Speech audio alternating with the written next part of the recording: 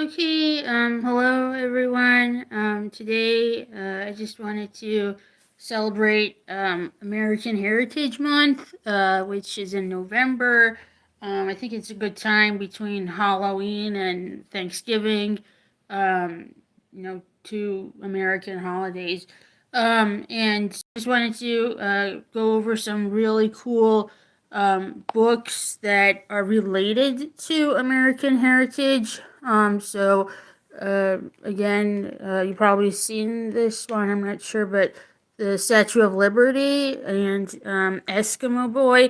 This title is kind of like the short version. The actual spelling of this is different. It's with a Q and it ends in EAUX, kind of like French. But these are two books that I just wanted to read for you that celebrate this month, and maybe we can learn something together. So I'll start with the Statue of Liberty.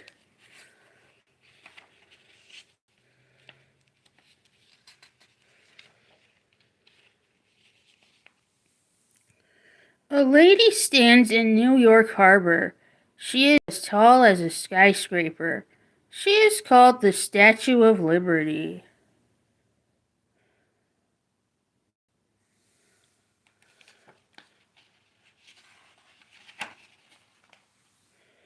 Liberty means freedom. All over the world, people dream of coming to America to find freedom. People came by ship. The trip took many days. Men, women, and children were crowded together. They were tired, hungry, and scared.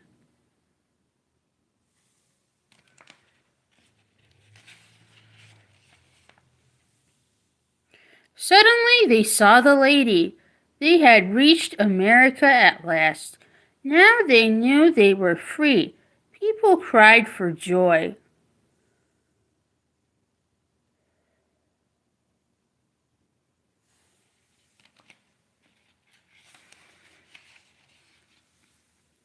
The Statue of Liberty was a present from the people of France to the people of America. A Frenchman made the lady. His name was Frederick Bartholdi. He copied his mother's face for his statue. How beautiful she was!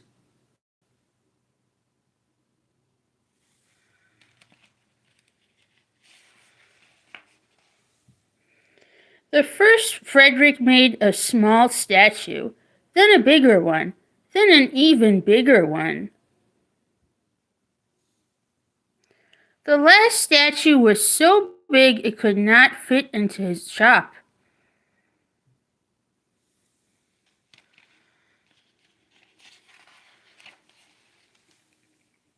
He had to make it in pieces. He made the right hand holding the torch. Then he made the head. Each finger was longer than a man. Each eye was as big as a child.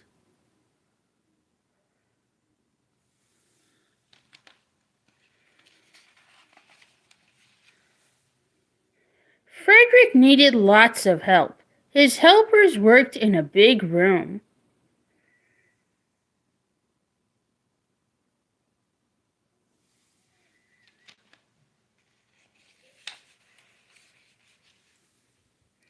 They took the pieces outside and put them together. She was higher than all the buildings, much higher.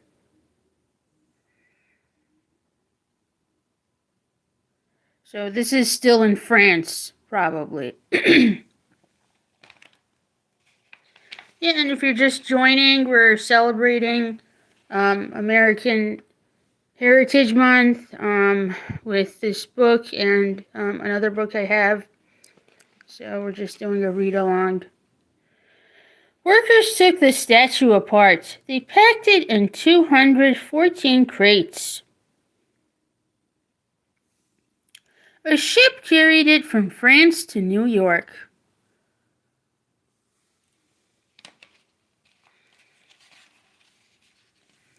In America, the people were building a high pedestal for the lady to stand on. But they ran out of money. The work stopped. No one knew what to do.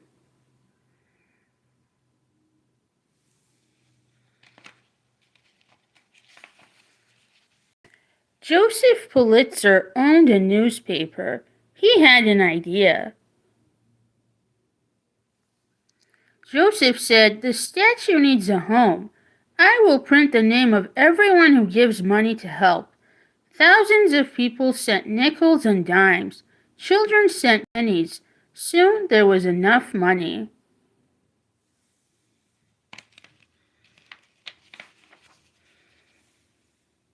Now workers could finish the huge pedestal. They set the lady on top of it. A big French flag was draped over her face.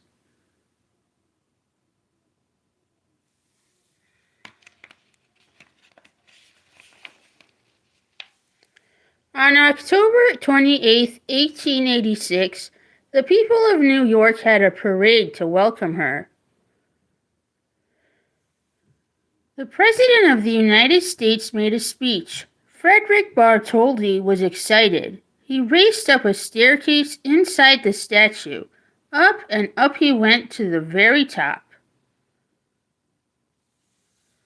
Hi, thanks for following.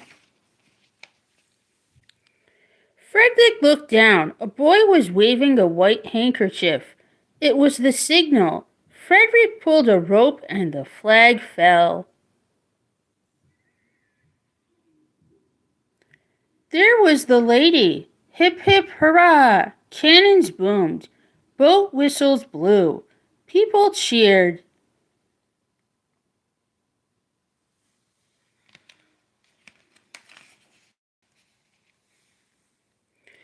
The excitement never ended. Today, more than 100 years later, the Statue of Liberty still welcomes people to America, the land of the free. Hello. I said hi. Yeah, so just a kind of simple version of the Statue of Liberty. Of course, there are bigger things and facts about this. The second book I want to read is Eskimo Boy. Again, the spelling is kind of like shortened. Life in an Inupiaq Eskimo village. So, this goes back to kind of like specifically North America.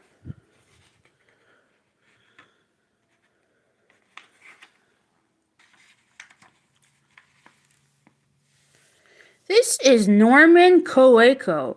He is a 7-year-old Inupiaq Eskimo. In the Inupiaq language, the word Inupiaq means the real people. Let's look at where he lives.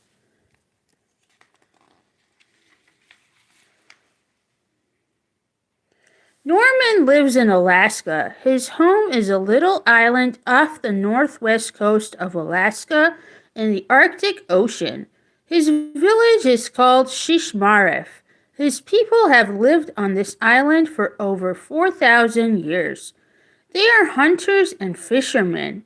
They eat seals and walrus and moose and reindeer and salmon.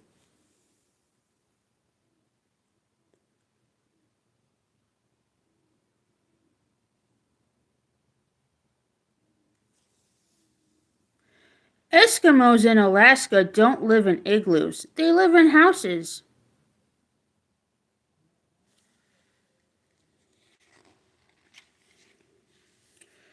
Norman's brother Warren is 23 years old. He has his own family and they live in a small house on the other side of the village. His sister Frida is 21 and his brother John is 13. Norman's parents are Clara and Shelton Coeco. His grandmother, Sina, lives nearby in her own house.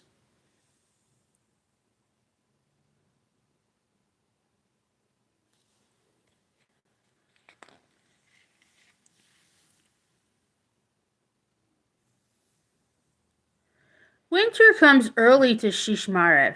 Sometimes it snows in September. As the temperature gets colder, the night gets longer. In the middle of winter, there is only 1 hour of daylight, and the thermometer can go down to 65 degrees below zero.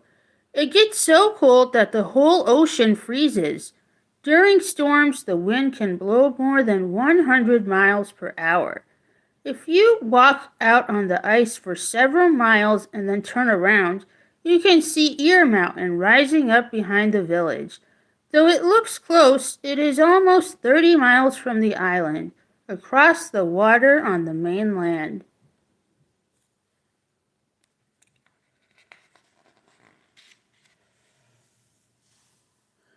When it is really cold and dark, the northern lights come out.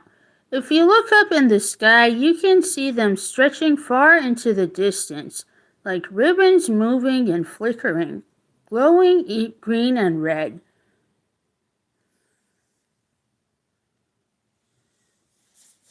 Norman's grandmother has told him that if he whistles at them, they might come down to earth and glow even brighter.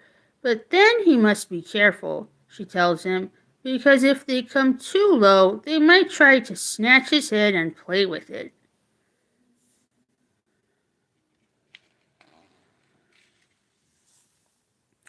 You can see a group of stars in the sky called the Big Dipper. The Big Dipper is on the Alaska state flag.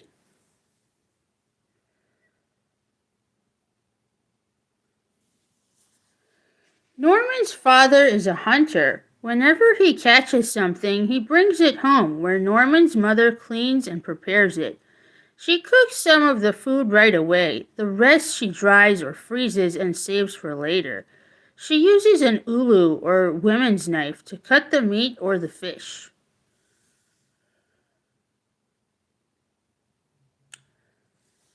So they're still living in their um, traditional ways and I guess struggling somewhat. Norman is not old enough to go on the hunt with the men from the village, but he dreams of being a great hunter. For now, his favorite activity is going ice fishing with other villagers out on the frozen lagoon that separates the island from the mainland.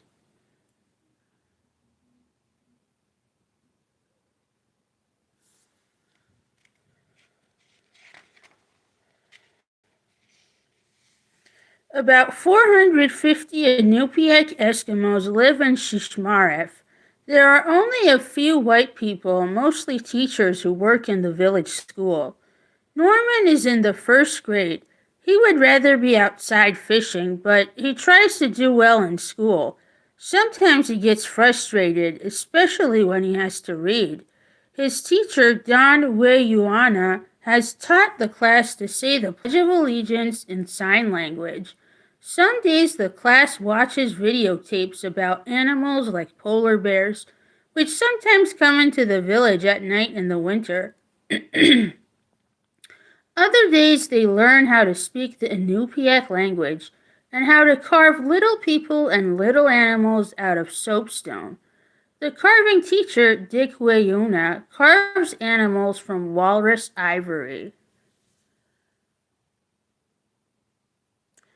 So the white people, I'm guessing, are kind of like doing social work um, because they probably don't have enough teachers.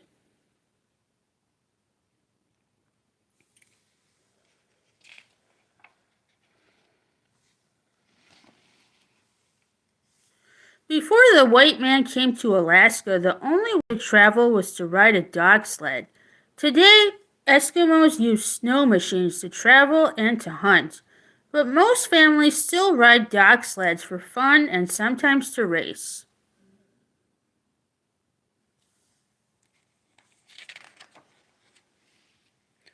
So, again, old ways of living. There are almost as many dogs in Shishmaref as there are people. Even when it gets very cold, the dogs live outside. Their fur keeps them warm. Sometimes the men make their dogs hot meals by boiling water and fat and seal meat and fish together.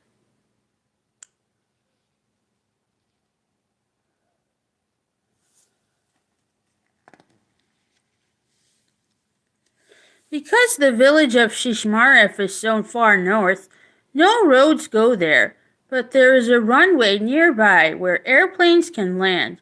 Almost everything that comes into or goes out of the village is brought on airplanes. Norman's parents take him by plane to the dentist in Nome, 120 miles away. He is not very happy to go.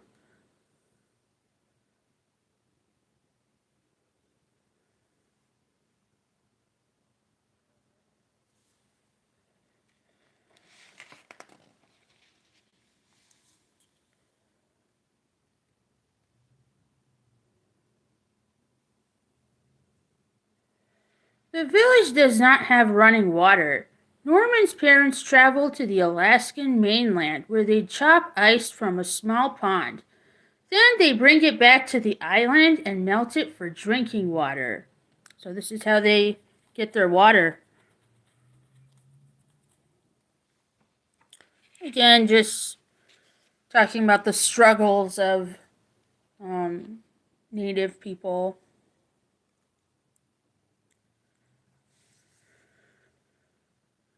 In the spring, the days begin to get longer again. Shishmaref holds a spring carnival. People from other Eskimo villages all over Alaska come to help and celebrate the longer days. Outside, there are dog sled races. Inside the school, there are basketball games. And later, there are Eskimo dances. The dancers dance to the beat of a big, thin Eskimo drum. After the carnival, Norman and some friends play Eskimo baseball in the snow.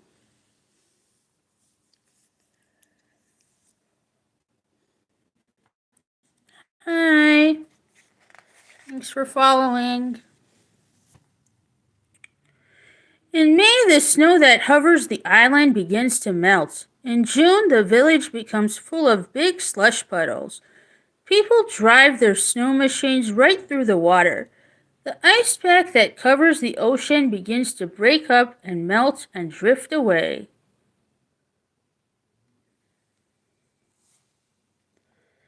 Yep, so we're celebrating American Heritage Month, and we're reading two books together. Soon the men will begin hunting seals and walrus to the village will have enough food for the next winter. Even though Norman cannot go with the men, he watches them leave and pretends to shoot at seals from the shore. When the men bring seals back, the village women clean them, then hang up long strips of seal meat to dry in the wind.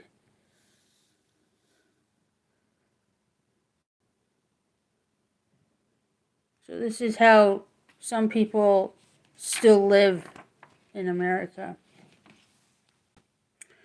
In the summer, there is almost no ice or snow left. The sun stays up most of the time, setting for only 1 hour each night. While the men are away hunting and fishing, the village children play outside. Norman especially likes to play near the ocean. He watches the boats leave the island as the hunters go to their hunting and fishing camps.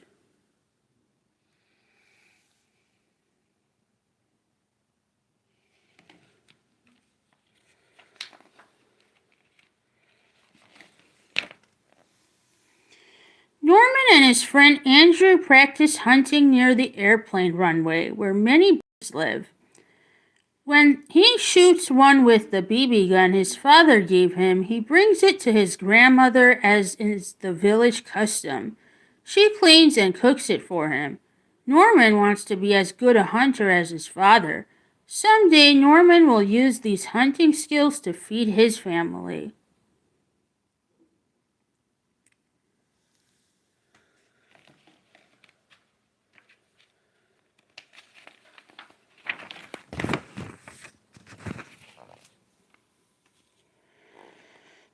soon the brief Arctic summer is over. Norman knows he must soon return to school, this time to second grade, and he's not happy about it.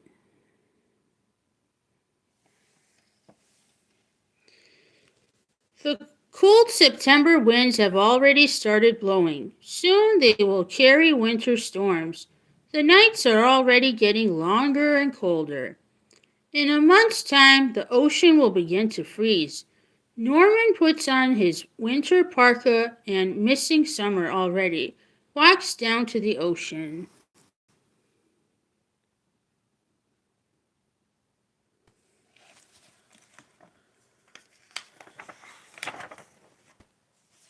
So that was the story, but there are some very interesting Inupiaq words that are on the back of this book that I think can give us some hints into specific like Eskimo background.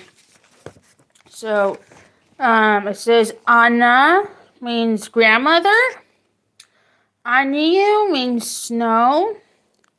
Ata means father. Igloo means snow house. And Inupiaq means the real people, which they said in the beginning. Kayak, small skin-covered boat. Kimugun is dog. Takik, moon. Ulu, women's knife.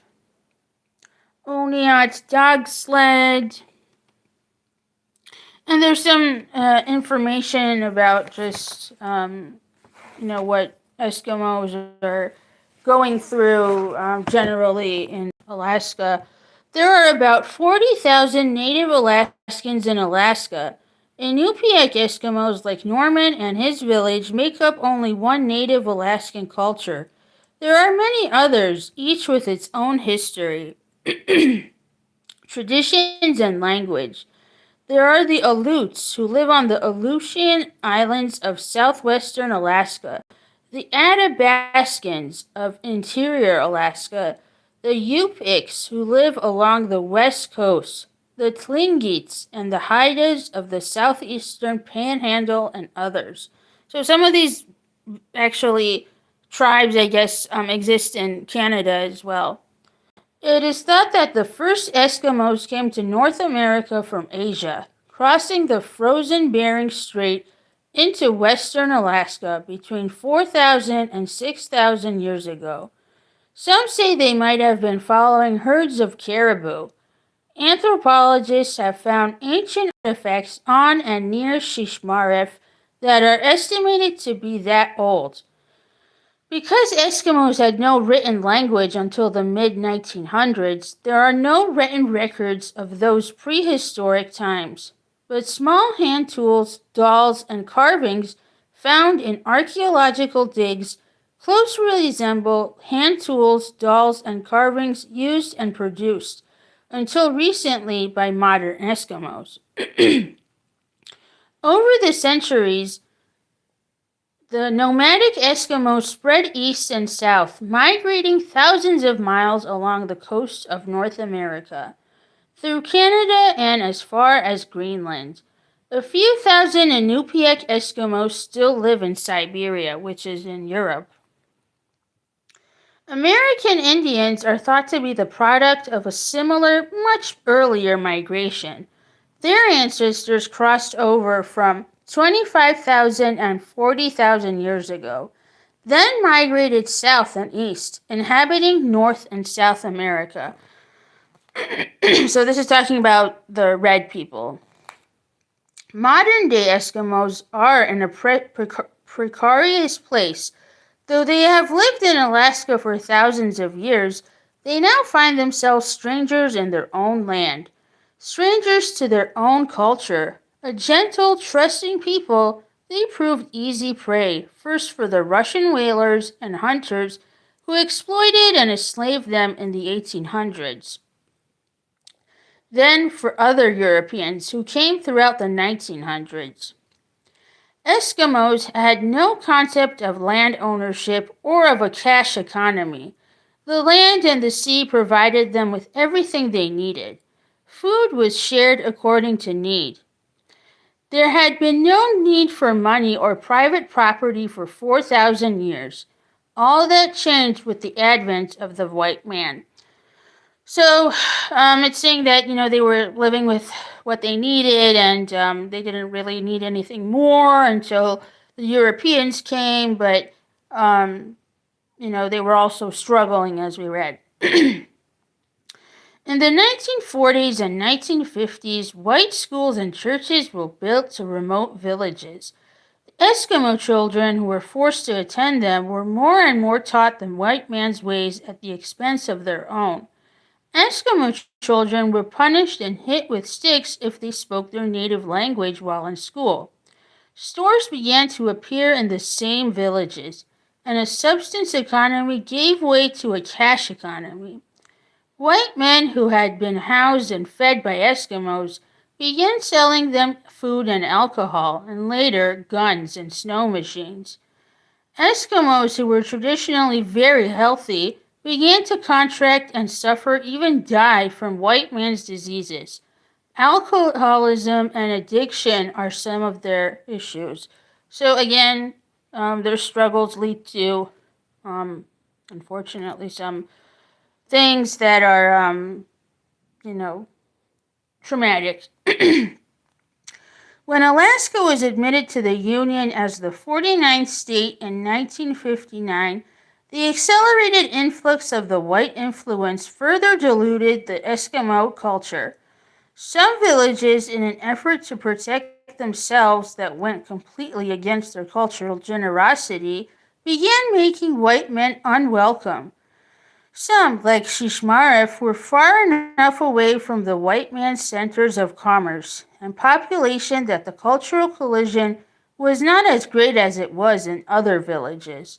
So some of them thought of just pulling out of locations that white people had settled in.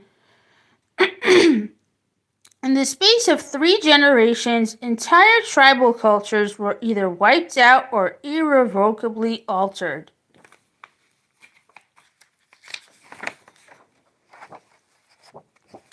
And there's just some things about Alaska in general.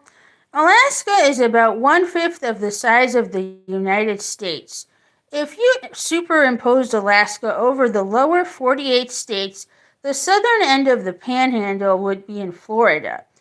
The western end of the Aleutian Islands would be in Southern California, and the northern edge of the state would touch Canada.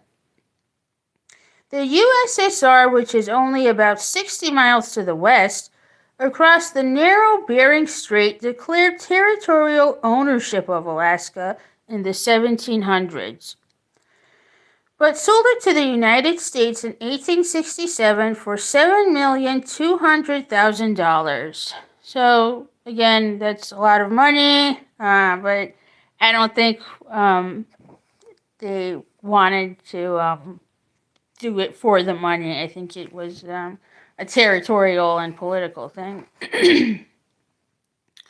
And there's just some credit about the photos. There's more stuff on the back of this, but I just don't want to get too much into one book because that other book was shorter.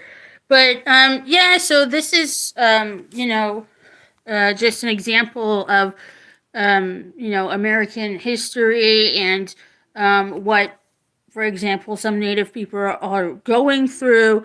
And I think, if we just put some attention to villages, especially around the country, we can, kind of go back to that, like America First thing, which a lot of people are favoring. But, again, this is American Heritage Month, and I'm happy to have my birthday in American Heritage Month, and that's today. So I got my thing over here. Yeah, so just study and celebrate Um, being American.